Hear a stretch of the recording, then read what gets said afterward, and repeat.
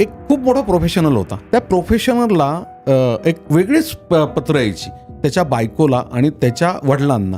पत्र यायची की हा जी व्यक्ती आहे अतिशय नालायक आहे, हां, त्याच्या स्टाफ बरोबर त्याचं काहीतरी आहे. आम्हाला हेच वाचायची सवय. तुम्ही हे फार सभ्य पत्र असं आम्ही म्हणतो. ह्या माणसाला 400 ते 500 पत्र आलेली रोज होती. यायची. आठवड्यात एकतरी पत्र यायचं, 2 आठवड्यातनं 2-3 पत्र यायची आणि असंच काहीतरी लिहिलेलं की तुमच्या याचं तुमच्या ऑफिसमधल्या टायपिस्ट बरोबरच तुमच्या नवऱ्याचं काहीतरी आहे किंवा तुमच्या शेजारणी बरोबरच तो परवा पिक्चरला गेला होता, असं लिहिलेलं असं नंतर अक्षरं तुमच्या डोळ्यासमोर नाचायला लागतात. बरं क्लू कोणच नाही. आणि करता करता ते पत्र मी बघत होतो. मला काही सुचत नव्हतं. त्यामुळे पत्र असं करताना आपण म्हणतो ना काही सुचत नाही, असं पत्र करत होतो. मला पत्राला एक वास आला.